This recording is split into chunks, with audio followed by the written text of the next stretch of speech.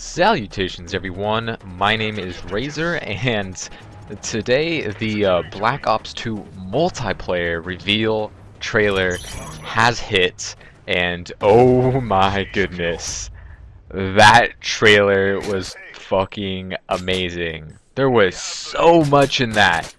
Like, I'm sure, you know, there's gonna be 13 million people that are gonna do a breakdown trailer and all that crap, trying to, you know, view horror off of what everyone else is doing, and you know that's just not me, because we got very little information, just a lot of teasing and epic oh my goodness what the hell is that kind of a thing. But there was a lot of cool stuff: tomahawks, dolphin diving, C4, snipers with iron sights, fully auto shotties, weird reticles and weird equipment, weird kill streaks, just a lot of what the fuck is that kind of a thing, and a lot of holy crap, that's all. The combat shield, you can throw it on the ground like you can in Gears of War 3 and set it up as a piece of cover. Holy crap, that looks amazing.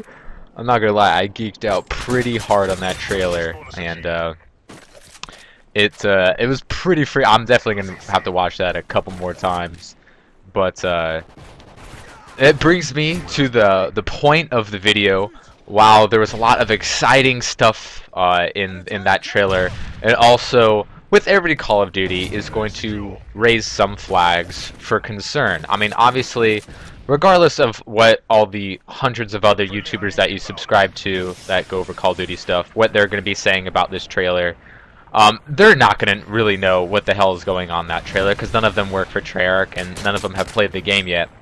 So it's all just going to be speculation at this point. But while there's also a lot of excitement with new things to come, there's also a lot of causes for concern, because what the Call of Duty franchise has become unto itself its own burden. And here my kill streak gets ended because I take on too many people. But that's whatever.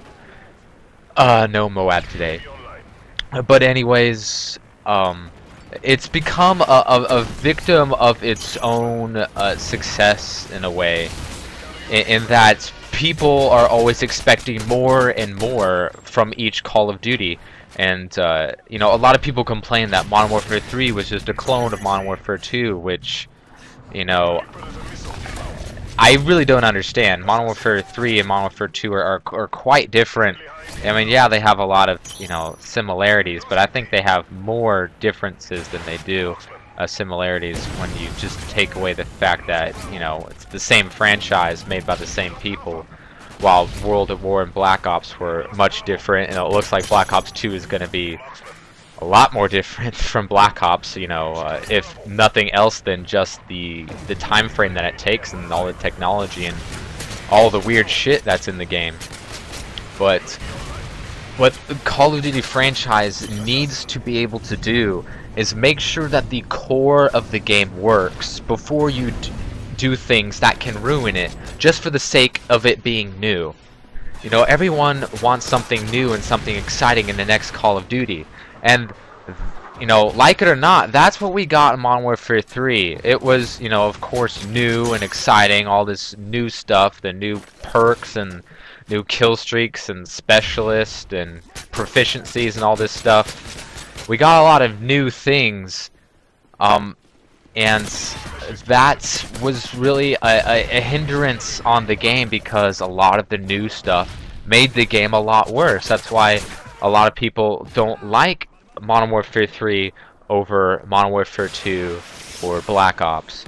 I mean, for some reason, people still think that Modern Warfare 2 is the best Call of Duty ever, which it's not. And a lot of people will say, well, if it didn't have a couple of these things, you know, well, it does have a couple of those things. It has them all. So you can't say that Modern Warfare 2 was the greatest game, because it had more problems than anything else. And while I think Modern Warfare 3 is at its core a worse game than Modern Warfare 2 and the worst modern Call of Duty to date, it still brought a lot of new and quote-unquote exciting things that a lot of people like and a lot of people don't like, of course.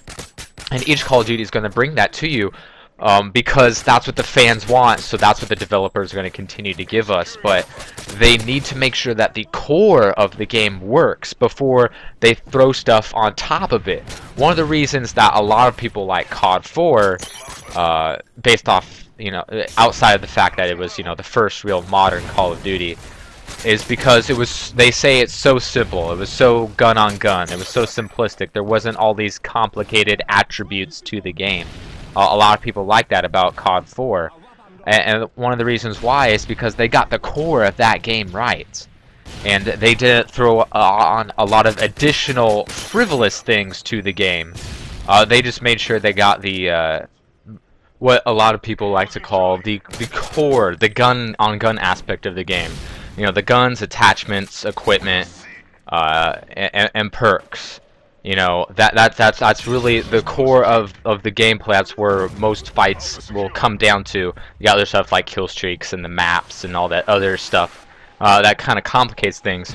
But one of the reasons why people think that COD 4 was so great and why nothing else can match it is because they got the core of the gameplay so right. I mean, of course, COD 4 had a lot of problems that a lot of people like to overlook, like Frag Times 3 and Martyrdom and all that other stuff.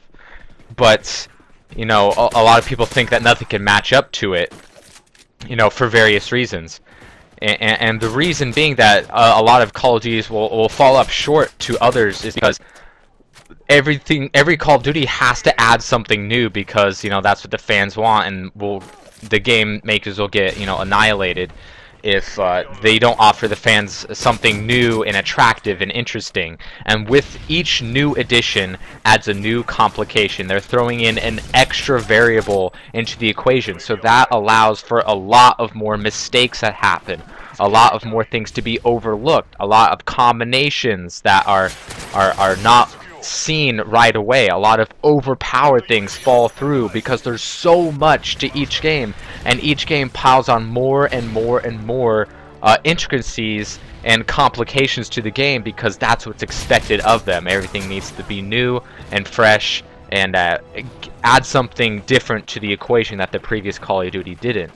But what I'm hoping that Treyarch can pull off is putting function ahead of the aesthetic form pleasures of the game. They need to get the core of the game right, and then they can start adding, little by little pieces. But there seems to be a lot of new things to this Call of Duty franchise that Black Ops is going to be introduced. I've heard all the rumors about this 10-point create a class thing, and all these other really complicated things that could scream for overpowered class setups and things. And let's just be completely honest with ourselves, guys. Black Ops 2 is going to have overpowered weapons, overpowered attachments, possibly overpowered perk setups. I mean, that's really easily avoidable. Just watch my perfect Call of Duty perks video, and they'll go over that. But there's going to be overpowered stuff. There's going to be complications, because that each Call of Duty is trying to add something new, and with all these variables up in the air, it's hard to account for all of them. Yeah, glitches are going to happen, and Treyarch is really good at fixing those, but there's going to be some oversights, because of Call of Duty has become a victim of its own success, because it has so much expected of it. But I hope Treyarch can pull it off and have a good core gameplay with some awesome things to add on to it that don't make the game shittier. So I hope you guys enjoyed the video, and I'll see you next time.